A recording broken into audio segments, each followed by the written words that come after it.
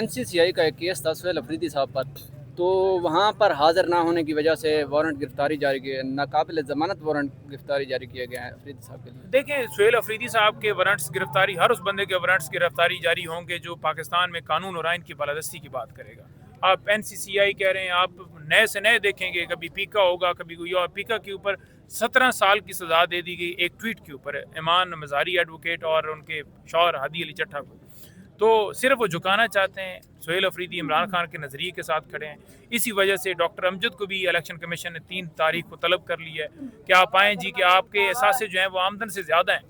یعنی جب اس نے کہا کہ آپریشن نہ ہوں، ہمارے لوگوں کو شہید کیا جا رہا ہے، پھر آمدن سے اثاثے زیادہ ہو گئے، اور اگر وہ کہے کہ آپریشن آپ کرو، آپ بالکل بہترین جو ہے وہ کام کر رہے ہو، جیسے ملک کو لوٹا جا رہا ہے وہ لوٹتے رہو، تو پھر وہ پرویز خٹک کی طرح قابل قبول ہوں گے، وہ مشیر بھی لگا دیے جائیں گے، بلکہ آپ کہیں گے کہ ویلکم، آپ ہمارے ساتھ آئیں، ہم آپ کو عہدہ دیتے ہیں۔ جن لوگوں نے فوج کے حوالے سے باتیں کی، آج انہیں مسند پر بٹھایا گیا، آج وہ محب وطن ہو گئے، آج وہ پاکستان کے خیر خواہ ہو گئے، جنہوں نے ملک لوٹا، جنہوں نے چوریاں کی، جنہوں نے ڈاکے مارے، اور عمران خان کو اپنی جیل میں رکھا ہوا ہے کہ وہ کہتا ہے کہ خودداری پہ کوئی کمپرومائز نہیں ہوگا۔ اچھا، آپ کہہ رہے ہیں کہ کل سپریم کورٹ جائیں گے، CM صاحب بھی ساتھ جائیں گے، اگر ارسٹ کر لیا جاتا ہے جی، کیونکہ وارنٹ گرفتاری تو جاری ہو چکے ہیں، اگر ارسٹ کر لیا جاتا ہے تو پھر اگلا لائحہ عمل کیا نہیں، ہوگا؟ دیکھیں ارسٹ سے کون ڈرتا ہے؟ عمران خان جیل میں ہے، تو اس کے بعد عمران خان کے بعد تمام لوگ اس کے سپاہی ہیں۔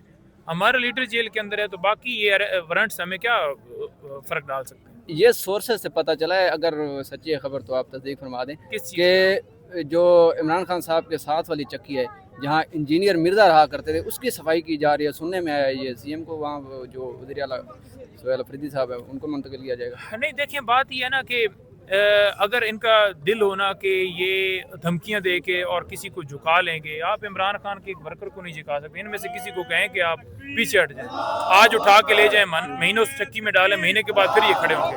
انیس ستی کا بھائی، اس کو اٹھایا گیا 4 دن کے لیے اور جا کے اٹک چھوڑ دیا بے ہوشی کی حالت میں، منگل کو وہ پھر آیا ہوا تھا۔